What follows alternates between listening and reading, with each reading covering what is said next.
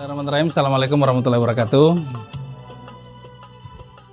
Teman-teman sekalian, saya mau ikut-ikutan sok-sok berdiri gitu, capek kayaknya gitu ya. Duduk aja nggak apa-apa ya. Kita sambil nunggu materinya, perbaikan materinya. Hari ini saya diminta untuk membahas tentang Mula Sadrah. Ini teman-teman di sini yang sudah kemarin ikut kelas filsafat, ada berapa orang? Siapa aja? Coba angkat tangan. 1. Masa cuma 1? Coba angkat tangan. 1, 2, 3. Perempuan 4, 5. Oh, berarti sebagian besar ada yang belum ya? Oh.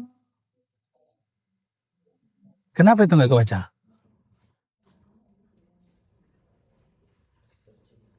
Searching ya? Source sumbernya.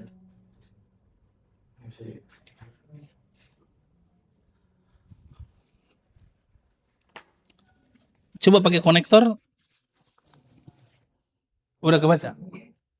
Coba pakai konektor. Sambil dicas bisa kan ya? Bisa nggak sih? Bisa.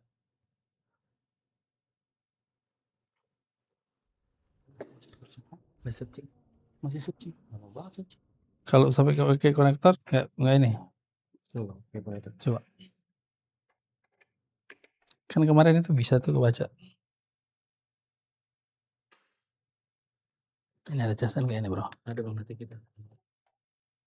Ini. Connector.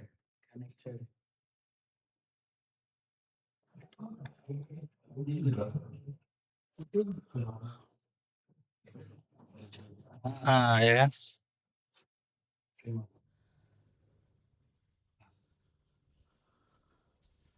Oke.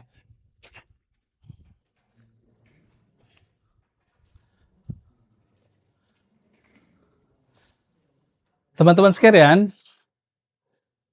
saya dapat tugas untuk membahas kitab Al-Hikmatul Muta'aliyah fil Asfaril Aqliyatil Arwah. Hikmah Muta'aliyah dalam 4 perjalanan akal. Jadi kalau misalnya bikin klasifikasi filsafat Islam, biasanya kita berangkat dari peripatetik, Masyai. Ini biasanya Masyaiyah ini kemarin kalau nggak salah sudah ada pembahasan tentang Ibnu Sina. Ibnu Sina sudah ada belum? Oh, besok justru Ibnu Sina ya. Ibnu Rushd. Ibnu Rushd misalnya masih kelompok-kelompok yang peripatetik. Kemudian ada yang kedua Isyraqi atau apa namanya? Iluminasi. Kemarin dibahas oleh Bang Sahal, dan yang ketiga ini adalah Al-Hikmatul Muta'aliyah. Al-Hikmatul Muta'aliyah ini teman-teman, kalau kemarin saya sempat terjemahkan, saya sempat artikan.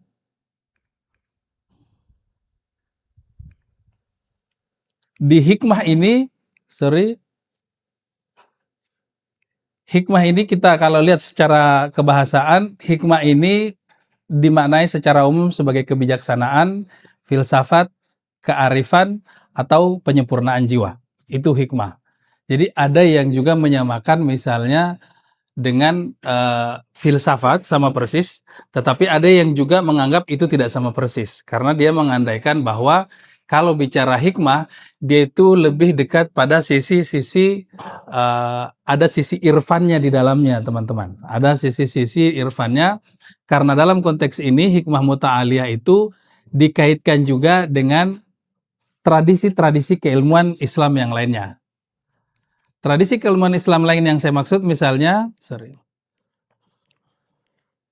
di sini muta'aliyah dikatakan tertinggi atau puncak, teman-teman sekalian, karena di dalamnya ia berhasil memadukan antara filsafat Islam yang bersifat rasional, kemudian mistisisme Islam yang bersifat spiritual, dan satu lagi kalam Allah yang sifatnya wahyu. Jadi secara umum ada 3 yang dikombinasikan di dalam hikmah muta'aliyah. Jadi hikmah muta'aliyah ini itu adalah perpaduan dari satu filsafat Islam, kemudian di dalamnya juga ada mistisisme Islam, dan yang satunya lagi adalah penekanannya pada kalamullah. Inilah yang juga biasanya dikaitkan dengan ilmu kalam, filsafat, tasawuf, dan ilmu kalam. Hikmah muta'aliyah dikatakan puncak tertinggi dalam keyakinan para pengikutnya bahwa karena dia berhasil memadukan antara ketiga ini. Karena ketiganya ini kadang tidak akur kawan-kawan. Mereka sama-sama Islam, tapi pendekatannya masing-masing berbeda. Nah, kalau begitu berarti hikmah muta'aliyah ini kita maknai sebagai apa? Hikmah muta'aliyah ini kemudian dimaknai sebagai sebuah penyempurnaan jiwa. Jadi perjalanan yang dilakukan itu, yang dimaksud itu adalah perjalanan jiwa yang memadukan melalui perjalanan spiritual, berarti yang tadi di sini, bersandar pada wahyu, berarti dia ada di sini, yang kemudian dijelaskan secara rasional.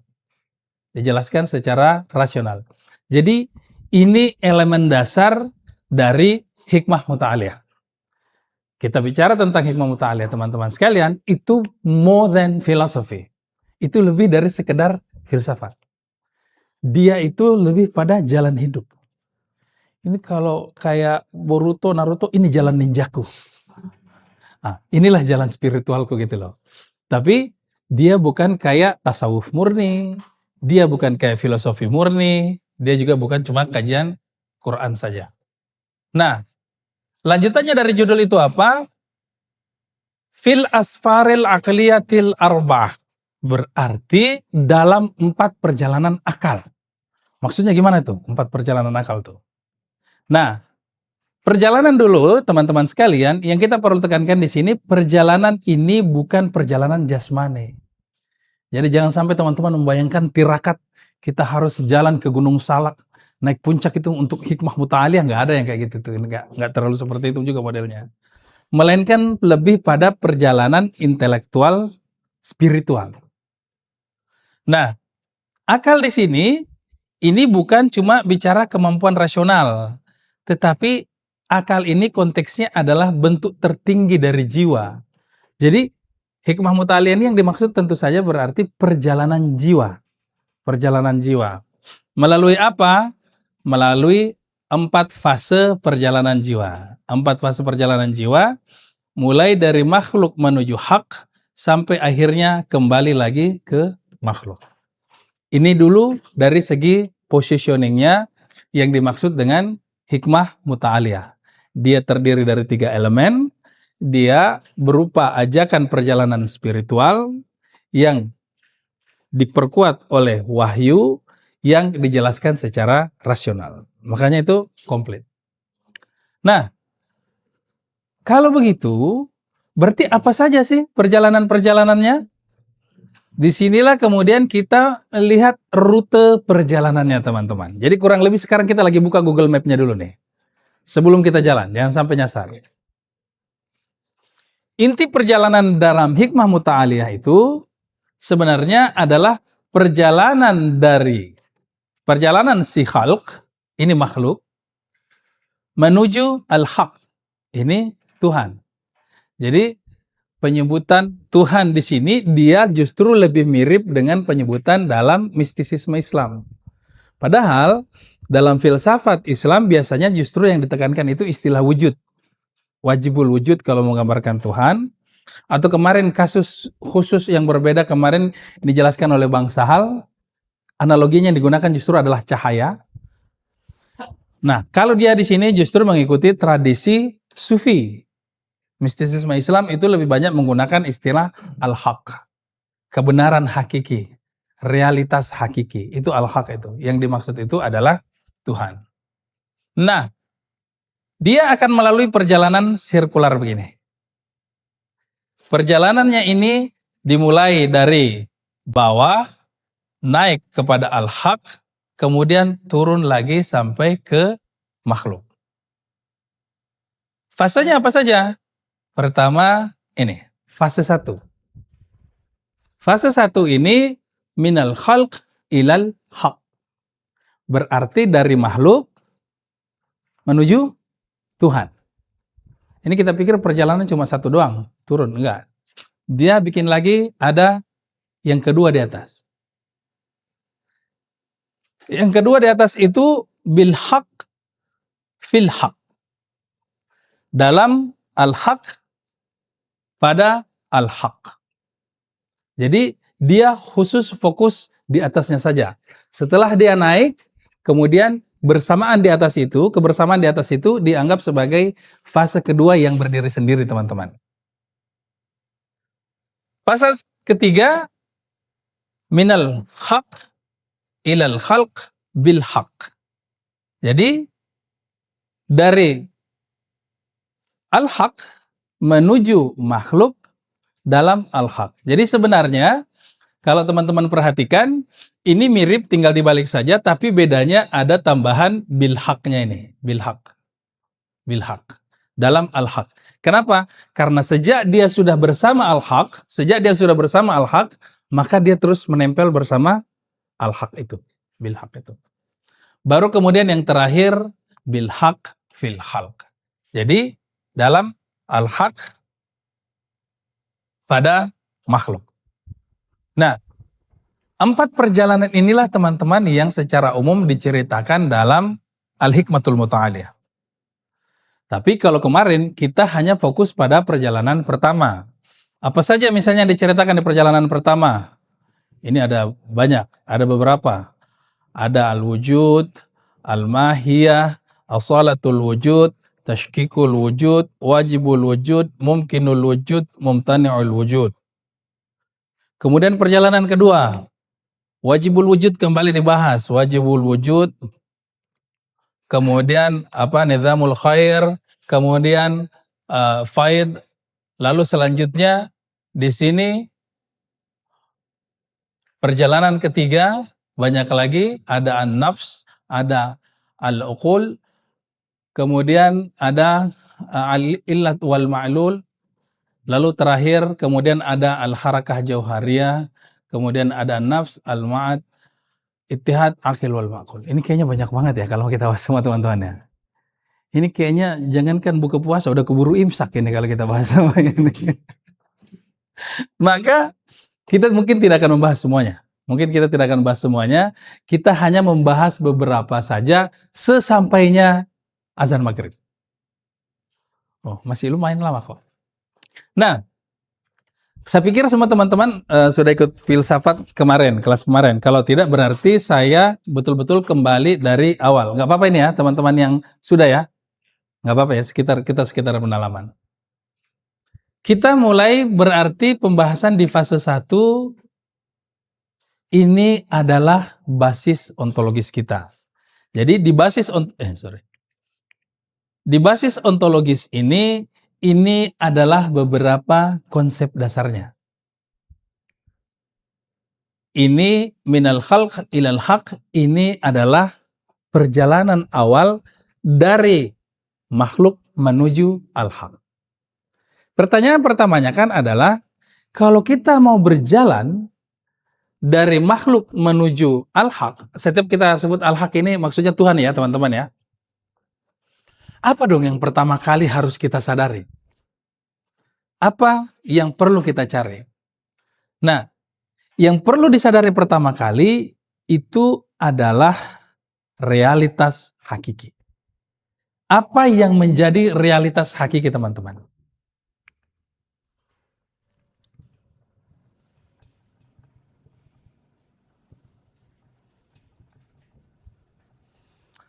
Apa yang hakiki, ini bagi yang sudah kemarin nggak usah jawab dulu ya, bagi teman-teman yang belum, karena kita sharing. Apa yang hakiki menurut teman-teman? Silahkan. Apa yang menjadi hakikat realitas ini? Ada yang mau kasih pendapat? Selain yang ikut kelas kemarin. Karena kalau yang kemarin kan sudah bocor soal. Ayo, siapa? Nggak apa-apa, nggak ada benar salah. Teman-teman coba merenung, pikirin kira-kira apa ya yang menjadi hakikat realitas ini, menjadi hakikat kehidupan ini, menjadi hakikat alam ini? Ayo silakan. Oke, ada satu menyebut Tuhan. Ini nggak bakal bilang benar atau salah. Oke, yang lain? Yang lain? Fulus? Ayo, apa? Biar teman-teman kita berefleksi, merenung. Sudah ada Tuhan? Yang lain? Apa yang paling penting menurut teman-teman? Kalau nggak gampangnya begitu. Apa yang paling penting dalam hidup ini? Saya kasih opsi lain, cinta. Anjay. Ada lagi? Hah? Makna? Oke.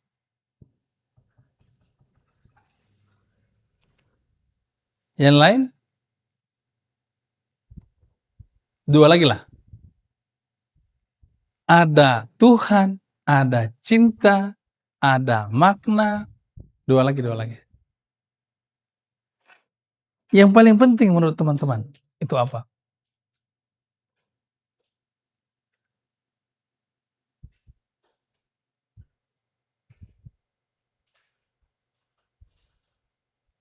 Ayo.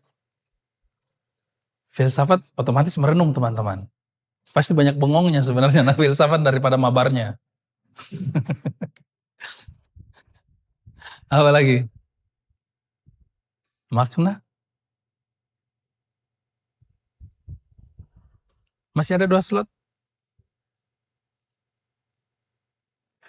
Ada? Oke, good. Ini lebih mendekati filsafat, kebenaran. Terus yang lain bilang kebetulan. Mentang-mentang kebenaran sama kebetulan mirip, benar dan betul ya. Jadi ternyata tidak semua yang kelihatan mirip kalau pakai kean jadi sama ya. Benar, sama dengan betul. Oke, terus kalau satu jadi kebenaran, ini kebetulan. Jauh banget hasilnya. Ayo, satu lagi. Apa yang paling hakiki? Apa yang paling penting yang menjadi dasar realitas alam?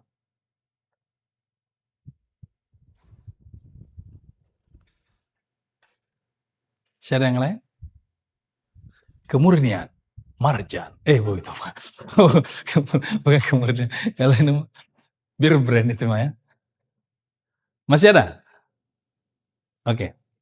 Kita pakai ini aja dulu. Teman-teman sekalian, perhatikan.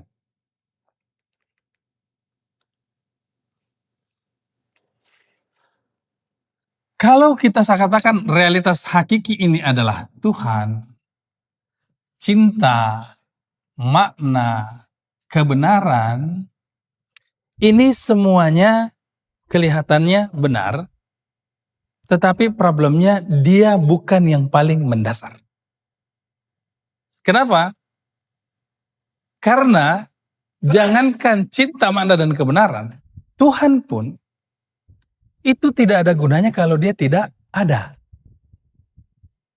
Berarti ada sesuatu yang lebih mendasar dari semuanya. Apa itu? Tuhan kalau dia tidak ada gunanya nggak?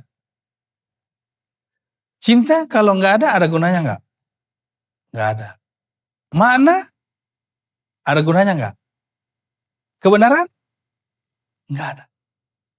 Kenapa? Karena yang membuat mereka bermakna adalah ketika dia ada. Itulah yang teman-teman disebut sebagai wujud. Wujud inilah yang bahasa Arabnya ada. Jadi hakikat yang sebenarnya itu adalah wujud atau ada. Ini yang menjadi hakikat segala sesuatu di alam, teman-teman.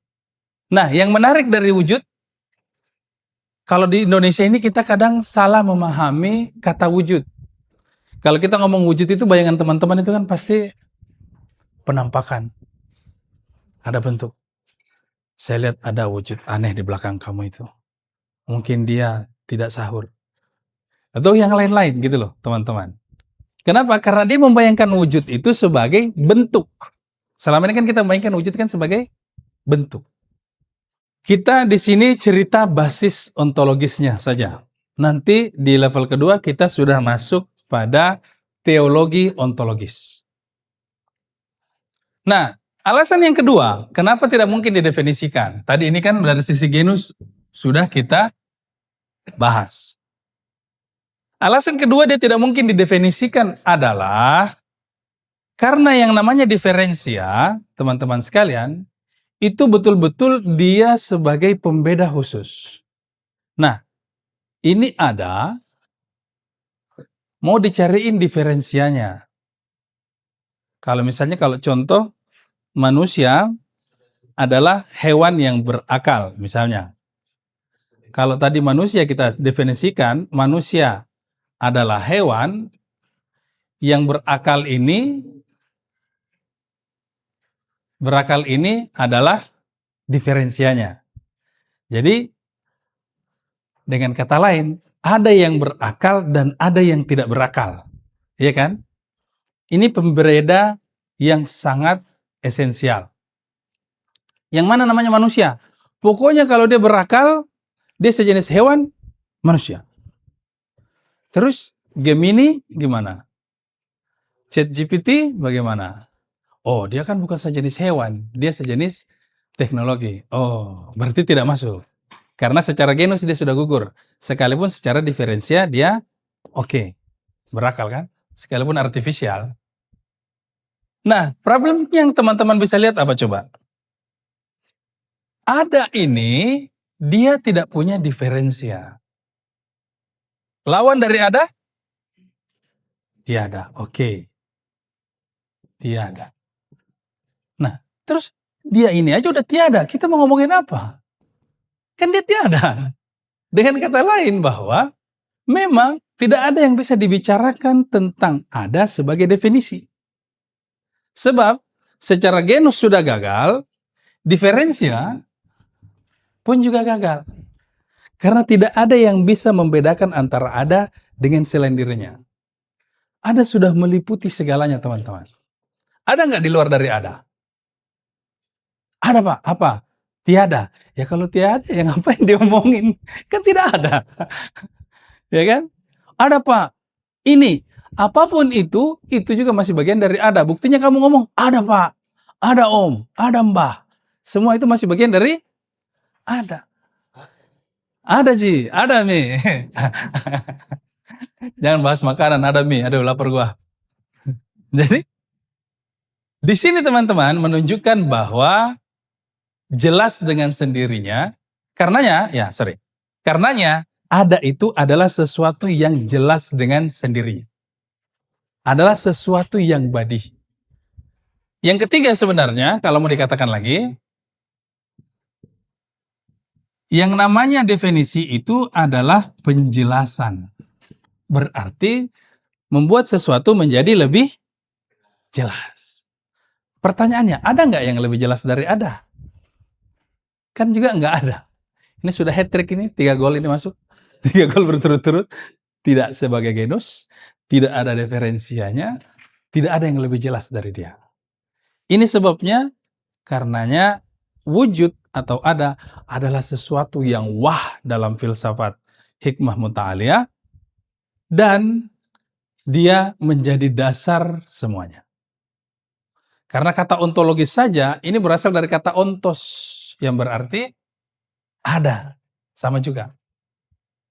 Nah, kalau begitu, dia tadi lebih hebat dari Tuhan dong, Bang. Ada urusannya, nanti kita berurusan dengan Tuhan, belum sekarang. Yang jelas saat ini sedang mengganggu. Masa wujud lebih hebat dari Tuhan? Ya kan, sepintas kan begitu kan, teman-teman sekalian. Nah, dalam filsafat hikmah muta'aliyah ini kalau tadi kita mau diterjemahkan, salah satu terjemahan yang biasa saya pakai adalah kearifan puncak. Kearifan tertinggi. Kearifan puncak. Saya lebih senang menggunakan istilah kearifan. Karena arif ini mengandaikan dia mengenal. Dia bukan cuma bicara bijaksana doang. Takutnya kalau bijaksana ya bijaknya di sana doang. Kalau di sini dia kurang bijak. Jadi lebih baik kearifan. Bijaksana pas ada maunya. Nah, ini gambaran, aduh ujung-ujungnya berdiri juga saya ya. Ini gambaran sederhananya tentang wujud. Boleh saya hapus teman-teman? Oke ya. Nah, selain wujud, berarti Tuhan, cinta, kebenaran, makna, dan lain-lain, ini semua namanya apa dong? Yang jelas kan mereka kelihatan ada nih. Kursi, meja, papan tulis, ini kan semuanya ada nih. Tapi kenapa mereka berbeda-beda? Kalau memang mereka nanti disatukan oleh wujud. Semua yang tadi kita sebutkan itu teman-teman, termasuk item-item di atas ini, itu disebut sebagai mahiyah. Mahiyah, salah satu terjemahannya biasa diartikan sebagai kuiditas, biasa juga diartikan sebagai esensi. Esensi. Jadi itu namanya mahiyah. Sesuatu itu sebut saja misalnya apa? Kita buka puasa di luar, gelas dengan ada air di dalamnya. Dia memiliki sisi wujud dan juga memiliki sisi mahiyah.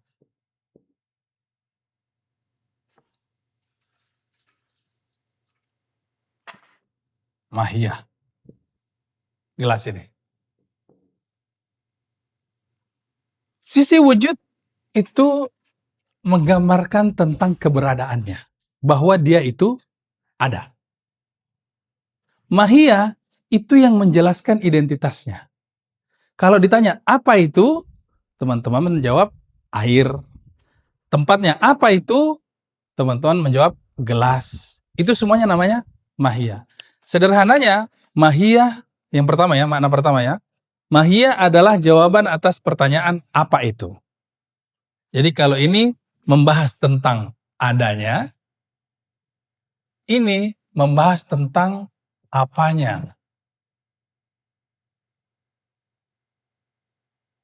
Definisi lain dari mahiyah juga adalah ma bihi syai' huwa huwa. Apa yang menjadikan sesuatu disebut sesuatu. Ini lebih filosofis. Misalnya, apa yang menjadikan papan tulis disebut papan tulis. Itu pemaknaan lain. Kalau ukurannya berubah, masihkah dia disebut papan tulis? Masih, berarti itu bukan mahiyahnya. Itu bukan esensinya. Kalau warnanya berubah, masihkah dia papan tulis? Masih, berarti itu bukan mahiyahnya. Itu bukan esensinya. Esensi itu sesuatu yang kalau teman-teman sudah cabut, maka dia sudah berubah status. Gitu loh. Ketemu ular tapi ada kakinya, masihkah dia disebut ular? Sudah. Tahu kenapa ular tidak dikasih kaki? Karena kalau dikasih kaki dipatuk.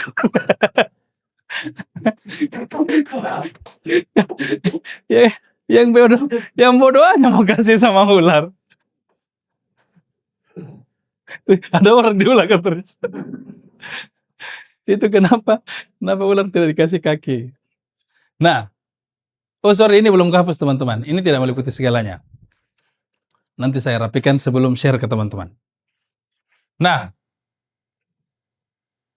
pertanyaan selanjutnya tadi bahwa teman-teman sudah ada gambaran ya. Kursi ini ada dua sisinya. Ada aspek wujudnya, ada juga aspek identitasnya. Atau ada eksistensinya, ini nama lainnya juga gampangnya. Salahnya, eksistensi. Eksistensi. Jelek banget tulisan ribet, bentar. Ini eksistensi, ini esensi.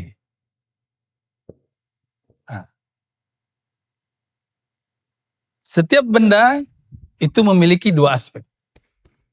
Ada aspek esensi, ada aspek eksistensi. Pertanyaannya kemudian adalah, mana yang hakiki?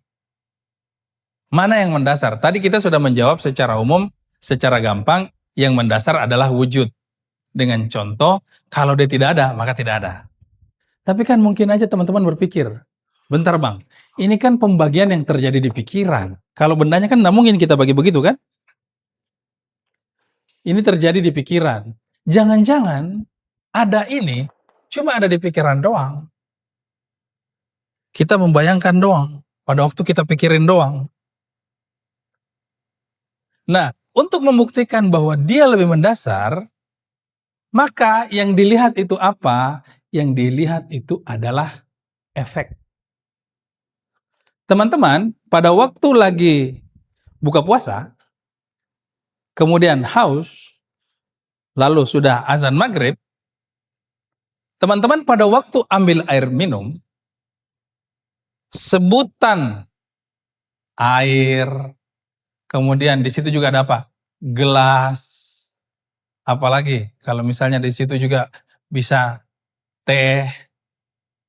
Semua sebutan-sebutan ini teman-teman, nama-nama ini, apakah ini yang menghilangkan haus kita? Atau yang menghilangkan itu keberadaannya? Yang menghilangkan rasa haus pada waktu kita minum, bukan nama-nama itu, bukan jenis-jenisnya itu. Kenapa? Karena merekalah yang sebenarnya sebatas konsep. Sebutan air, kemudian bentuk air, dan yang lain-lain, semua itu tidak akan bisa menghilangkan dahaga pada waktu minum kalau dia tidak ada. Lagi-lagi itu. Keberadaannya dialah yang bisa menghilangkan rasa haus teman-teman. Tenggorokan kering, mata merah, bibir pecah-pecah, susah buang air besar, itu semua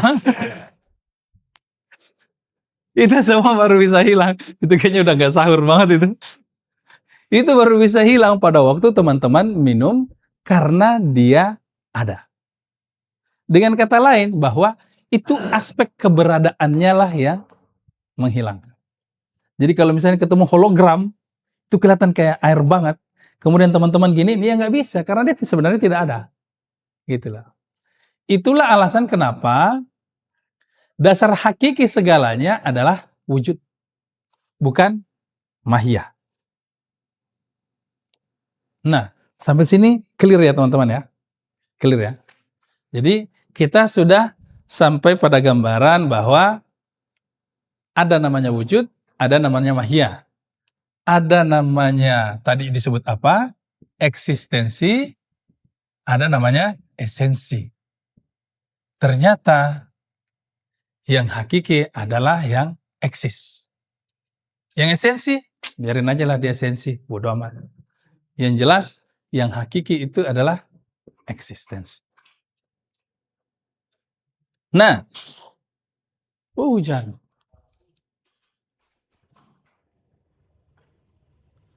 Kita masuk pada pembahasan ketiga di sini, ini disebut sebagai tashkikul wujud. Ini bisa saya hapus teman-teman? Boleh ya? Tashkikul wujud.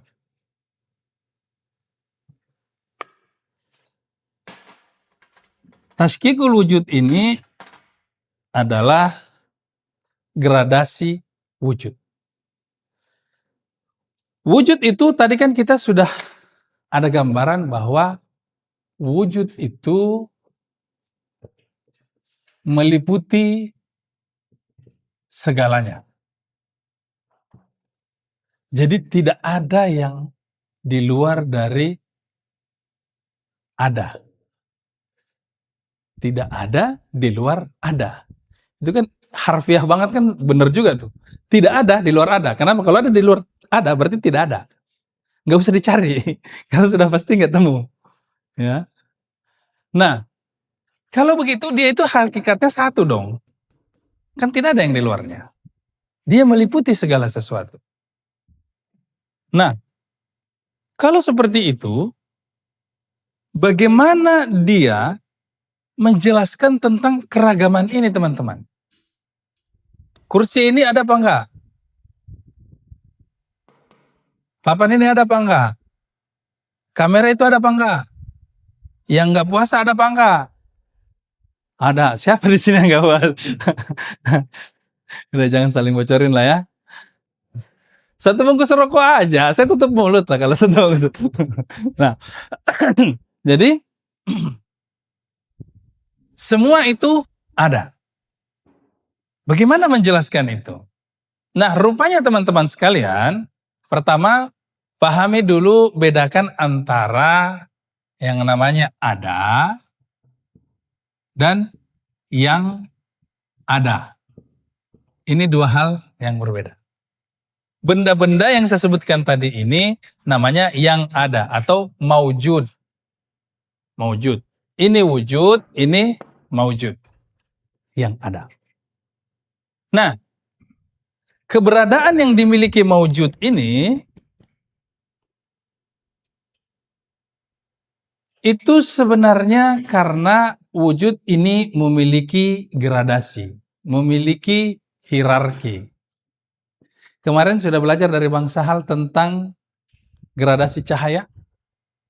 Sampai ke situ nggak kemarin itu, Bang? Cahaya. Ada ya kemarin ya? Terang sampai redup. Contoh. Oh, berarti kalian tidak menggali ilmu beliau. Padahal itu, dari situ kalian bisa dapat barokah sebenarnya itu mah. Kalau bicara cahaya, misalnya matahari, ini akan ada gradasi, misalnya terang,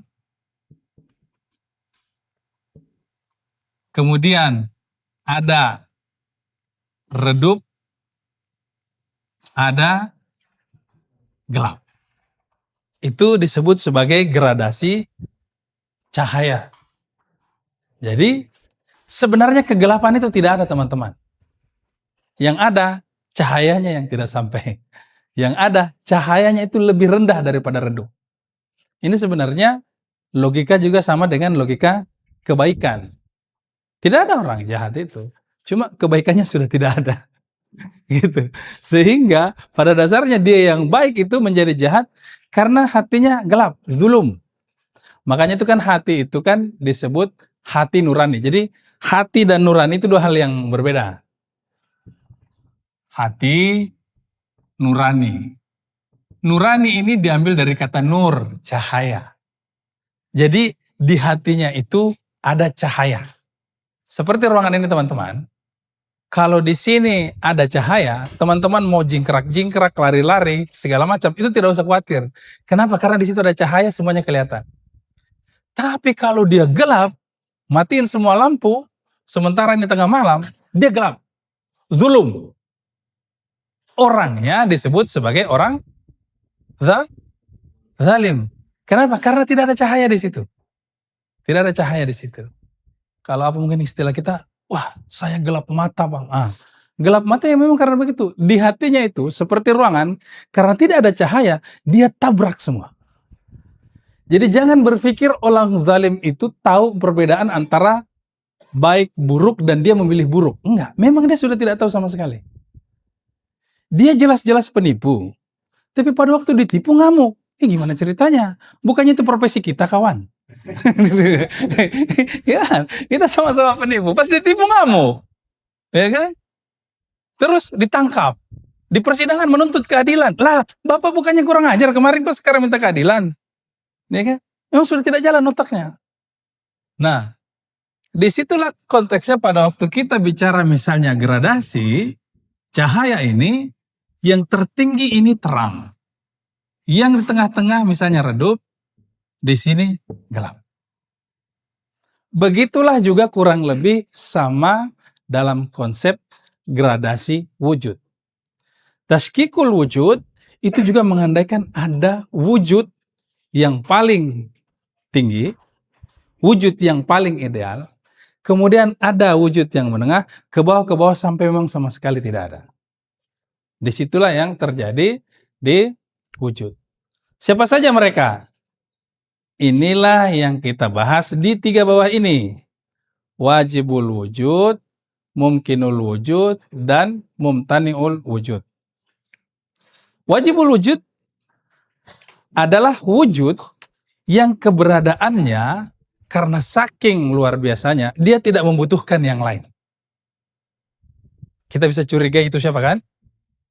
Ya, jadi jangan khawatir bahwa kok ada yang lebih hebat dari Tuhan. Nggak kemana-mana kau Islam itu, masih bertuhan lah orang Islam itu. Nah, yang kedua, mumtani'ul wujud, mumkinul wujud, keberadaannya sangat bergantung kepada keberadaan yang lain. Jadi kalau tidak ada yang lain, maka dia juga tidak ada. Sebab dia pada dasarnya bergantung. Sampai kemudian ada yang terakhir juga teman-teman, yang disebut sebagai mustahil wujud. Mustahil wujud memang dia sama sekali tidak ada. Kalau misalnya kita mau bikin contoh dalam bentuk sederhana di sini, kalau sama seperti tadi, wujud itu, berarti disinilah kemudian ceritanya wajibul wujud, kemudian mumtani'ul wujud, mustahil wujud, mumkinul wujud, kemudian di sini adalah mumtani'ul wujud. Di sini dia sama sekali sudah, di sini sama sekali dia sudah tidak ada. Ini basis ontologis. Ini basis ontologis untuk masuk pada pembahasan selanjutnya. Dan inilah yang kemarin semua kita bahas di kelas pertama filsafat. Sampai di sini teman-teman ada masalah? Atau ada yang mau cari masalah? Carinya sesudah maghrib saja. Jangan sekarang, masih lapar. Oke teman-teman ya. Ini yang pertama.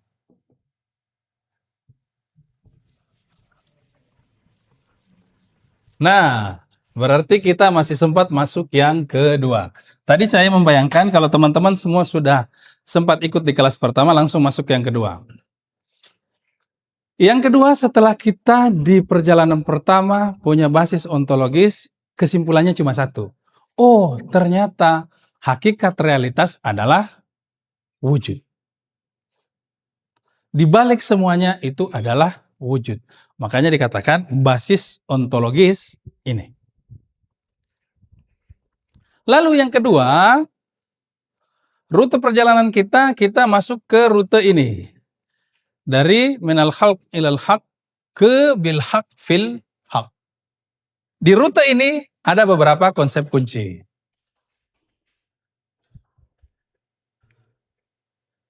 Wajibul wujud. Nah, teman-teman sekalian, di sini sudah mulai sedikit lebih jelas bahwa rupanya wajibul wujud yang kita bicarakan tadi, yang luar biasa tadi, yang bahkan Tuhan pun tadi tidak ada gunanya kalau tidak ada yang namanya ada, itu sebenarnya tidak lain adalah Tuhan itu sendiri pada konteks wajibul wujud. Makanya di sini ini pembahasannya adalah teologi ontologis. Wajibul wujud itu tidak lain adalah Tuhan itu sendiri. Sementara mumkinul wujud adalah alam. Apa itu alam? Sederhananya alam adalah segala yang selain Tuhan. Itu alam. Ada lagi selain itu? Mungkin istilah alami. Apa itu alami? Ya, segala yang selain Tuhan dan bukan manusia. Itu biasa disebut sebagai alami. Ini dua istilah yang sering juga muncul. Nah, yang menarik ketika kita sudah bercerita spesifik tentang Tuhan, Tuhan itu kira-kira sederhana nggak teman-teman? Tuhan itu kira-kira sederhana nggak teman-teman? Basatitul wajib, kesederhanaan absolut, ini bicara tentang keberadaan Tuhan itu sederhana. Loh, kok kayaknya receh banget Tuhan itu? Sederhana, nggak penting banget. Kita selama ini membayangkan yang hebat itu adalah yang kompleks. Yang hebat itu yang kayak misalnya antara handphone jadul yang tinggal tidak ada WA-nya, tidak ada apa. Dengan smartphone, kita kan membayangkan ini kan lebih hebat nih, karena dia lebih kompleks, dia lebih canggih, dia lebih ini lebih sederhana. Ternyata, justru kalau dalam konteks ini, kesederhanaan itulah yang luar biasa. Loh kok bisa? Gini, yang namanya, apa sih lawannya sederhana? Kompleks, ribet, apalagi kan, banyak itu ya. Nah kompleks misalnya, yang namanya sederhana, misalnya begini, satu doang. Nah yang lain ini, yang kompleks ini, dia di dalamnya terdiri dari beberapa elemen. Ya teman-teman ya. Dan ini semua saling terhubung satu dengan yang lain. Nah, ini sederhana, ini kompleks. Tahu ya kompleks ya? Kayak perumahan itu tuh. Kompleks, itu kompleks. Kira-kira apa masalahnya sehingga filsuf kok malah milih sederhana ketimbang kompleks? Masalahnya apa? Padahal bukannya lebih keren ini. Ya kan? Pusing kita. Rupanya masalahnya cuma satu teman-teman. Kalau sesuatu itu tidak sederhana, maka dia terdiri dari bagian-bagian, oke? Tapi kan tiap bagian ini, ada garis-garis kita gambarin ini menunjukkan bahwa dia saling bergantung satu dengan yang lain. Nah, masa Tuhan bergantung? Itu persoalannya.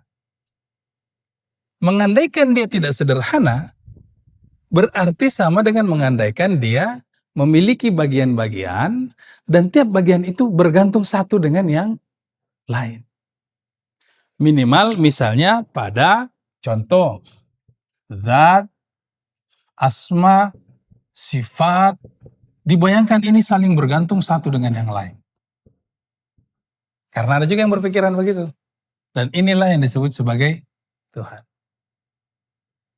Dalam Mula Sadra tidak demikian. Kenapa? Dia itu sederhana. Karena sederhana tidak ada bagian-bagian di dalamnya. Karena tidak ada bagian-bagian, maka dia tidak perlu saling bergantung antara satu dengan yang lain. Makanya kesederhanaan itu sesuatu yang mewah sebenarnya. Untuk Tuhan, Tuhan itu maha sederhana. Tapi jangan omongin ini di masjid, bisa digebukin orang kalau tidak paham. Tuhan itu simple. Monyet, bocah. Enggak. Simple, sederhana, tapi bagi orang yang tidak tahu konsep filosofisnya, itu dianggap bermasalah. Jadi sederhana yang dimaksud, dia tidak terdiri dari bagian-bagian yang saling bergantung. Kenapa? Haram yang namanya Tuhan bergantung. Kalau bergantung, bukan Tuhan namanya. Itu namanya gantungan. Kan bergantung. Itu namanya gantungan. Nah, kemudian, karena itu teman-teman sekalian, bagaimana dong menjelaskan yang ini? Ini kan jelas-jelas bahwa ada 3 bagian. Ada zat, ada asma, ada sifat. Kita biasa dengar ini kan teman-teman kan? Ada zat, ada sifat, ada asma. Ada lagi malah yang nambahin di luar. Fi'il. Perbuatan. Ya fi'il lah. Kalau misalnya dikaitkan tauhid asma, tauhid zat, tauhid sifat, tauhid lain cerita. Apakah Mula Sadra meyakini begitu? Ternyata tidak. Makanya dia di sini mengatakan ada konsep ainiyatis sifat lidzat, keidentikan, kesamaan antara sifat dengan zat. Wih, guru saya datang. Ya, ngomong, Masya Allah. Izin Tuan Guru. Pak Haji. Mama Umam. Jadi Mama Gupron mah nggak ada apa-apanya dibanding beliau. Mama Gupron memang ngaku-ngaku. Izin lanjut Kang. Nah, di sini karenanya teman-teman sekalian, dikhawatirkan kemudian ada kekeliruan pemahaman memisahkan antara hal-hal ini. sebagai sesuatu yang seolah-olah berdiri sendiri. Kalau seperti itu berbahaya. Kenapa? Sekali lagi kembali pada persoalan seolah-olah Tuhan itu bergantung. Yang tadi aja nggak boleh. Tuhan itu kan simpel banget. Tuhan itu kan sederhana banget. Sebab kalau dia kompleks, berarti dia terdiri dari bagian-bagian dan tiap bagian pasti saling bergantung. Itu tidak boleh. Memahami itu juga sama. Maka di sini dia sampai pada sifat dan zat itu sesuatu yang identik sebenarnya. Itulah yang disebut sebagai keidentikan sifat dan zat. Jadi kan kalau asma ini kan sebenarnya nama dari sifat aja, penamaannya biar kita paham. Jadi sifat itu bukan sesuatu yang ditambahkan kepada zat. Kalau dia ditambahkan, berarti di situ ada dua, ada zat, ada sifat. Persoalan pertama berarti Tuhan punya sekutu. Coba, sekutu aja sudah bermasalah, bayangin kalau segajah teman-teman. Ini sudah sekutu. Ya. Yang kedua, berarti Tuhan bergantung. Entah sifatnya yang bergantung atau zatnya yang bergantung. Ini mah ribet. Makanya dari awal dia katakan bahwa antara sifat dan zat itu adalah sesuatu yang tidak terpisah, tambahan. Ini nggak dicas ya dari tadi ya? Masih hidup dia ya? Oh, panjang umur kawan ini. Nah, ini yang sampai keidentikan teologis. Nah, setelah masuk pada teologi ontologisnya teman-teman, ini kan kita tadi sudah masuk pada wujud wajib, kesederhanaan absolut. Yang tadi saya lupa sedikit gambarkan bahwa konteksnya adalah manusia. Jadi dalam konteks Tuhan sebagai wajibul wujud, manusia sebagai mungkinul wujud, itu juga sama. Dia ini yang justru bergantung kepada Tuhan. Dia ini bergantung kepada Tuhan. Kenapa manusia kadang merasa hampa? Kenapa manusia kadang merasa kosong? Kenapa Pasha Ungu nyanyikan lagu itu? Hatiku hampa, hatiku kosong. Kalau saya enggak lah, perut. Saya belum makan dari pagi loh, kalian ketawa-ketawa aja. Nah, kenapa? Karena dia tidak menyadari bahwa disitulah dia sebagai makhluk yang bergantung. Ini saya sedikit lompat-lompat teman-teman karena saya takut waktunya tidak sampai. Ya, jadi kalau mau ada surat wasiat dari sekarang, takut waktunya tidak sampai, tulis dari sekarang. Jadi, manusia itu adalah makhluk yang bergantung. Tapi perlu diingat, tauhid mengajarkan kita gantungannya cukup satu. Cukup pada Tuhan saja. Nah, kayak gini misalnya. Gantungannya cukup satu. Pada Tuhan aja. Kenapa? Karena kalau semakin banyak tali dia menggantung, maka dia tidak akan bebas bergerak. Justru, hanya dengan satu tali itu, manusia semakin bebas bergerak. Itulah yang diajarkan oleh tauhid, bukan tauisme. Tauhid. Justru kalau banyak tempat kita bergantung, pada harta bergantung, pada ini bergantung, pada semua bergantung, mungkin kokoh, tapi hilang kebebasan. Justru kebebasan yang utama. Pertanggungjawaban individual itu adalah kebebasan. Pertanggungjawaban sosial adalah keadilan. Itu keywords-nya. Ya kalau mau lebih bebas kan jangan bergantung bang. Boleh, tapi jatuh. Kenapa? Karena memang dari awal manusia itu adalah makhluk yang bergantung. Ada nggak di sini orang yang tidak bergantung? Pasti semua bergantung. Butuh ini, minta tolong sama itu. Butuh itu, minta tolong sama ini. Dan yang lain-lain. Itu sifat manusia. Tetapi untuk betul-betul bisa independen, gantungnya cukup satu. Siapa? Pada wajibul wujudnya tadi. Pada Tuhannya itu. Di situ posisinya antara Tuhan sebagai wajibul wujud dengan makhluk, bukan hanya manusia ya. Manusia ini cuma contoh diantaranya kepada Tuhan. Nah, lanjut kemudian masuk kepada persoalan selanjutnya, Oh sorry ini agak tatanan kebaikan, nizamul khair. Tatanan kebaikan ini teman-teman, ini sebenarnya berangkat dari asumsi bahwa apa yang ada di alam ini itu adalah sudah yang terbaik. Kenapa? Karena sumbernya pun adalah sumber yang terbaik. Karena sumbernya adalah Tuhan itu sendiri.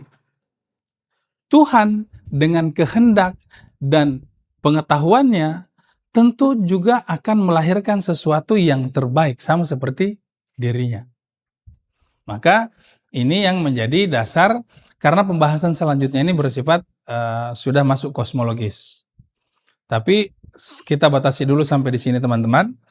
Karena sudah tinggal 15 menit, siapa tahu ada mau tanya jawab.